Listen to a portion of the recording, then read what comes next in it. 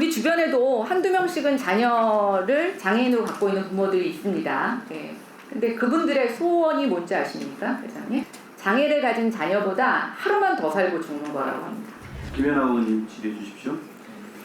네, 어제 동료 의원이신 박찬대 의원님 또 인재현 의원님께서 그 장애인 고용이 저조한 점을 지적해 주신 것 저도 어제 굉장히 인상 깊었고요. 생각해 보니까 장애 아동이 취업을 할 때까지 교육 과정이 쉽지 않아서 전체적으로 채용을 할 수 있는 풀 자체가 많지 않겠구나 이런 생각도 해보았습니다.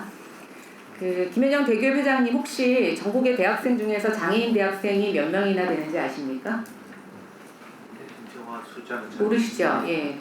제가 쉬는 시간에 교육부에 문의해 보니까 교육부에도 공식 통계가 없더라고요.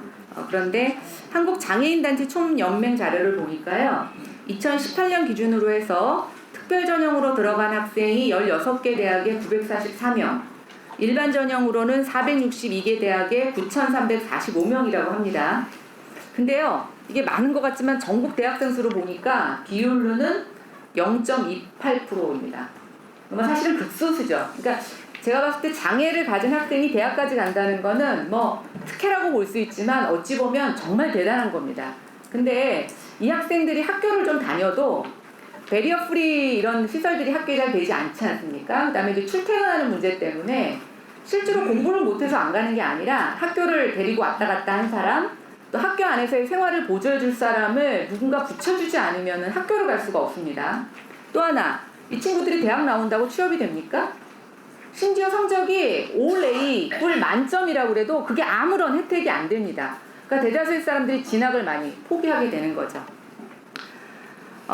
근데 이제 저는 이런 학생들하고 대학을 보내는 부모님들이 정말 대단하다고 생각합니다. 그러니까 취업이 되는 것도 아니고 한데 이렇게 보내는 건 어떻게든 정상적인 사람들과 사회에서 섞여 살라고 하는 부모의 의지라고 표현이 됩니다. 우리 주변에도 한두 명씩은 자녀를 장애인으로 갖고 있는 부모들이 있습니다. 네.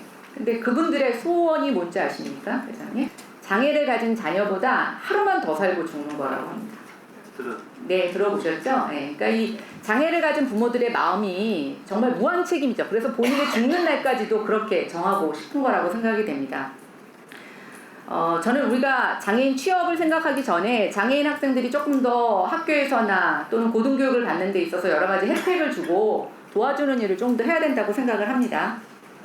그런데 말입니다. 정치인 중에도 장애인 자녀를 둔 부모가 있습니다.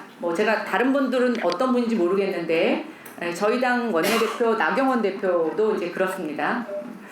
근데 지금 이제 여러 가지 입시 논란 때문에 지금 불거져 있고 재판도 받고 복잡합니다. 근데 이인영 원내대표가 국회의원과 고위공직자 자녀 입시 전수조사 하시자고 수용했고 나 대표는 특검까지 제안하셨습니다. 그리고 친여당 시민단체로부터 지금 고발도 당해서 그 조사를 받을 것입니다.